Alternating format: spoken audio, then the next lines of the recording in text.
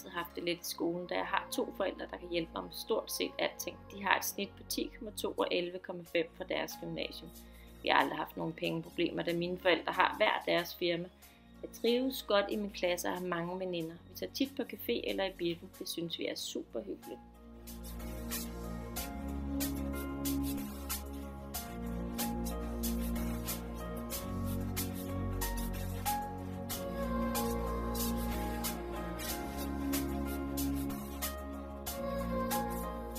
Min mor arbejder som gymnasieelev, og min far er politibetjent. Jeg har ikke nogen problemer i skolen, og jeg klarer mig udmærket fagligt. Mine forældre er glade for at hjælpe, hvis jeg har nogle små problemer. Jeg trives godt med alle over i klassen, og jeg kan snakke med alle.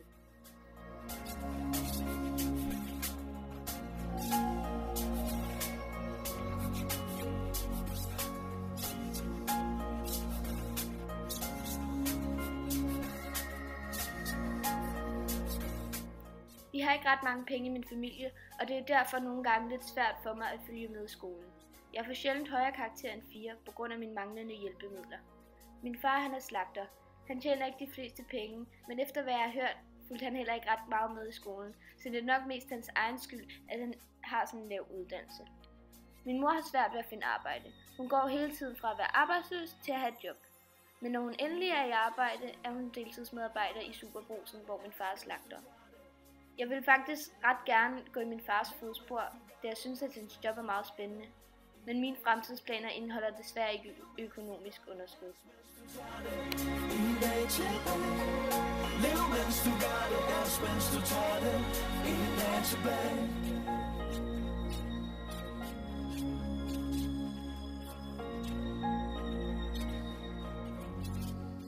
Jeg har svært ved skolen. Min karakter er dalet, siden jeg startede udskolingen, da jeg ingen hjælp kan få derhjemme. Og lektiecafé hjælper heller ikke, da der er for mange mennesker omkring mig, og jeg bliver forvirret. Men min mor har ikke råd til en privat lektiehjælp, da hun er på kontanthjælp. Min far er død, så kontanthjælpen er den eneste indkomst, min familie får. Min mor gør alt for at få livet til at løbe rundt, men hun gik ned med stress for 2 år siden, så hun bliver meget lidt træt. Jeg vil ikke ende som min mor, men lige nu kan jeg ikke se, hvad jeg skal stille op. Jeg bliver drillet på grund af mit tøj, og at jeg f.eks. ikke har råd til at tage med.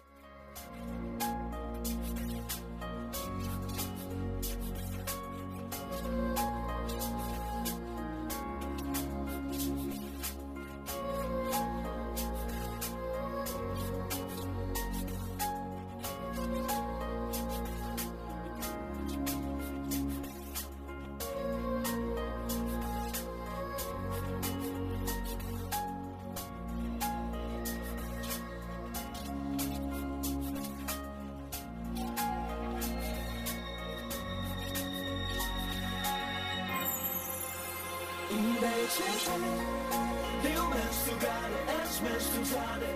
En dag til dag, lev mens du gør det, els mens du tager det. En dag til dag,